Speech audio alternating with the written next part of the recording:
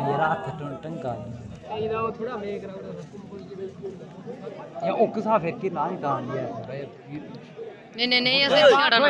पीछे बात है ओए ओकसा फिर बंदे ओकसा या मत वहां पर